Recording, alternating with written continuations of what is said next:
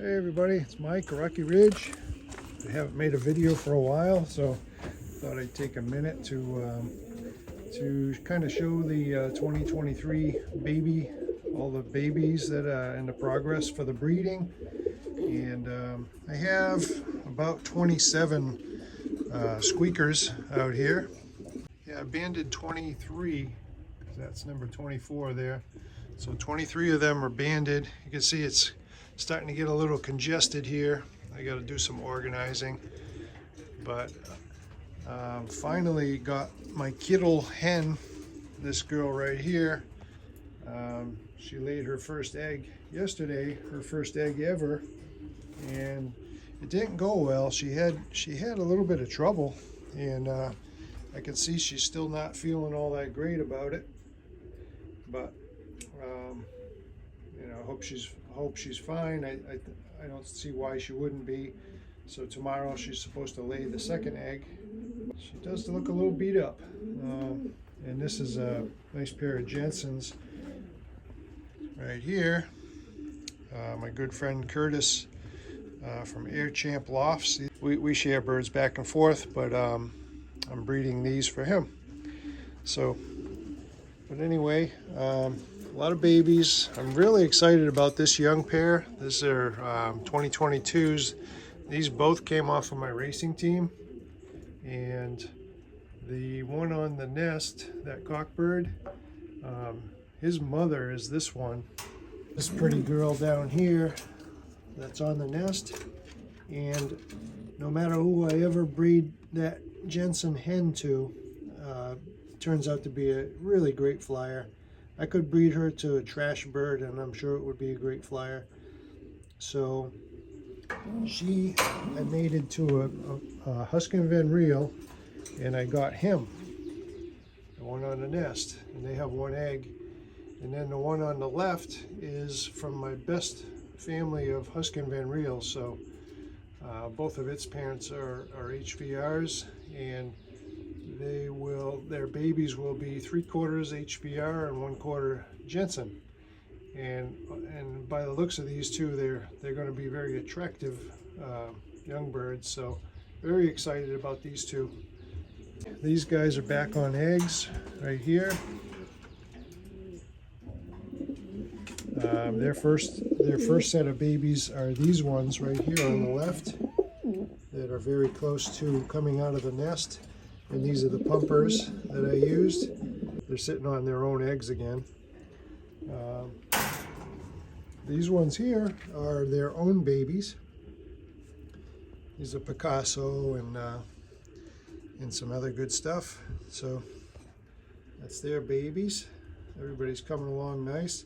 You can see things start getting a little dingy when we get close to the end of the first round. It takes quite a bit of cleaning. These guys, this is their baby. They only had one. These ones, this baby is not their own. I believe I banded it. Yeah, it's banded. That's from an Ornat hen and a Sun City cock, so that's not their baby. But these are two great birds also. These are pure Gabby Vanderblees, these two babies down here. So from this red check and this blue bar, I got a mealy. Boy, they're heavy. I got a mealy and a red check. So those two right there. Really pretty birds. Pure Jensens. These guys are pumping these two babies for me, a Gannis and the sister of my best racing pigeon in 2021. That's those babies right there. So these two right here, they're pumpers for me, and they have one of their own baby. Let's see if you can guess which one. That mealy, and that blue bar is not theirs, but they raised it. And that one there I forget the parents at the moment, but I have it all written down. So, looking real good. This guy here, this one's about to come out of the nest. Can come out any day now. I do have a place set up for them. Pure Belgian Del Bars. Their second chick hatched this morning. So there's 2 babies under there, really small ones.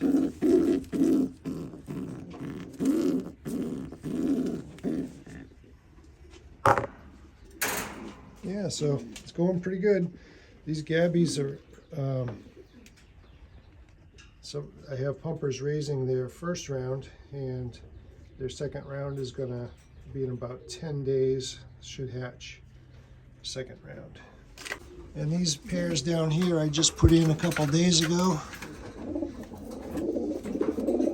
Some new pairs I'm trying out. Looks like I got 2 cockbirds here.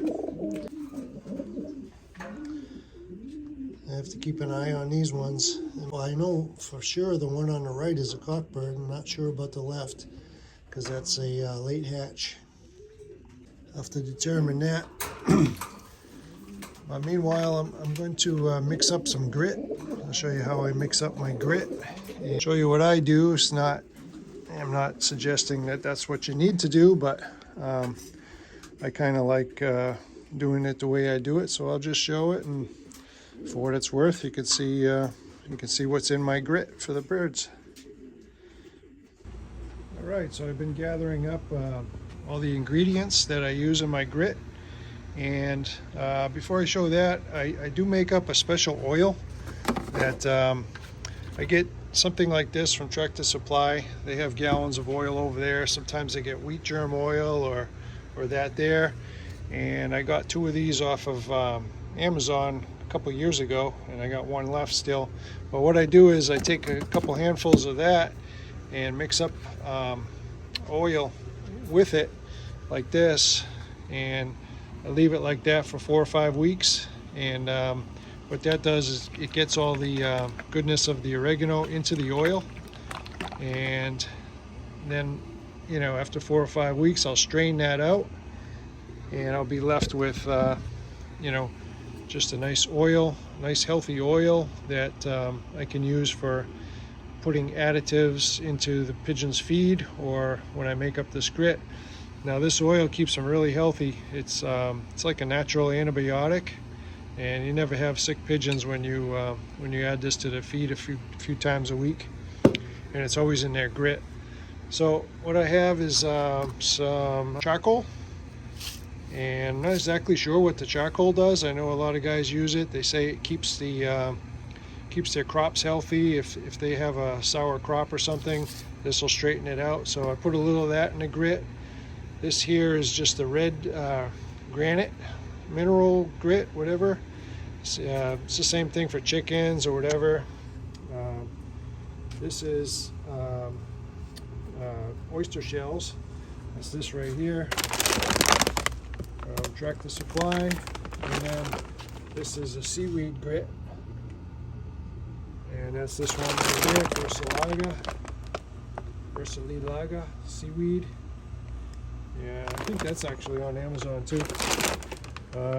So I guess, and then this is the Javati grit, but it's very healthy for them. It's got, the thing I don't like, and the reason why I feel it's a nuisance, is because they have all of these mung beans and other feed. See the little seeds right there, and what that does, it makes them throw the oyster shells and all that other stuff. It makes them just kind of throw it out so that they can get to those feed seeds. A lot of it goes to waste. Okay. Also, when it comes in the bag, it's about 50% dust. So I sift out the dust, and I use that into when I mix up my grit, I'll put some of that dust back into it, or I'll actually just take that and put it right on the feed at times, and it kind of sticks to the feed because it's real powdery. Also into my grit, I'll put some of these vitamins, vitamin and mineral powder. It's basically minerals, and it's got a lot of the same stuff as those ones, but that's what that is right there. And I kind of like that stuff. I put it in their feed a couple times a week, and so that's about all the ingredients that I use. Now, the one more thing that I'm trying out is this goat minerals. I've been trying it for a couple weeks, and so far the pigeons go crazy over it. They absolutely love it. It's got all these all of these things in there. You can see it's loaded up with good stuff. All these ingredients. So they love it, and especially when they're about to lay an egg, like starting a few days before their first egg, they'll just gobble that stuff up. Unbelievable. And I think it adds a lot of hatching vitality to the babies, because I haven't had any trouble hatching out eggs this season. So that's something I'll continue using. I really don't have enough data on it, but it's looking good. It's looking real good. So I'm going to get just put them in these containers here, just so I can kind of show them. But I usually go about 50% of this red granite stuff, and then I'll put a portion of all the rest to fill this up, and I'll put some oil in there, and then I'll put some minerals, and it'll all stick together. So, and I just do it this way because mainly it's fun. You know, it's rather than sitting there trying to mix grits together, which, you know, whatever. You don't need one of these to mix grit, and obviously you don't even have to mix any of the grits together. You can just put a little of each into their feeders, and they'll take what they need. But I'm just showing what I do, because I have 7 different lofts that I go around to, and if you know, giving a little grit every other day to all the lofts, and I'll put them in a container like this and just carry it around and give a scoop each. So, but so let me get this mixing, and I'll show you what that looks like.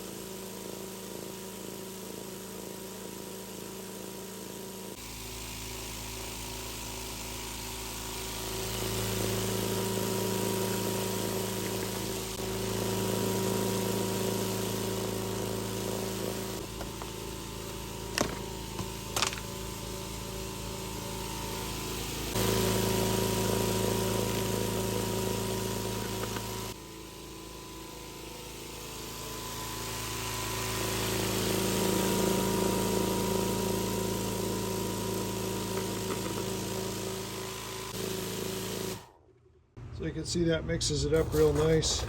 So it's only took a couple minutes, and stuff's just about ready to go. I'm going to let it mix up a little longer. Oh, and I'm going to throw some goat minerals in there too.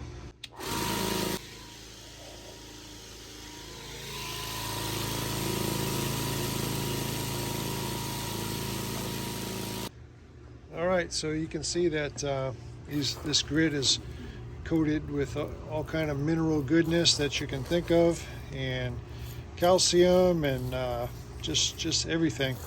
And best part, it's got the oil, the oregano oil, all in there. It's going to keep them nice and healthy.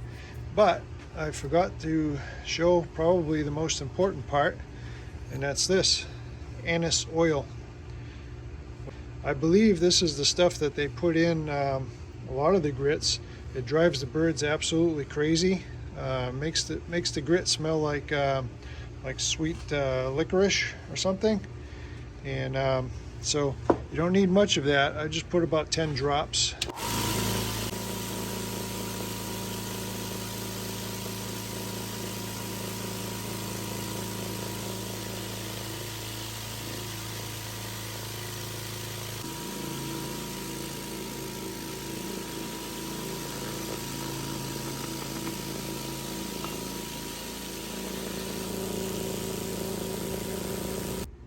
Okay, so that's been mixing for a while. You can see, take a close look at it.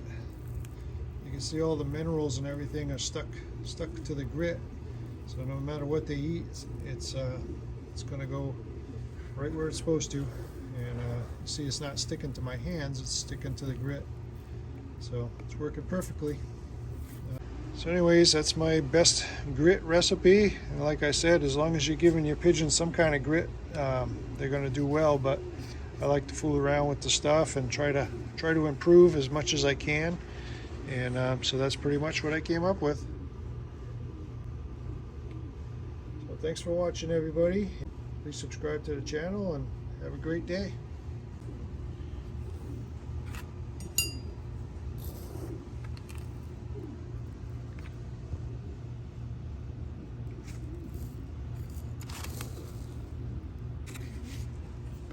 Good to go.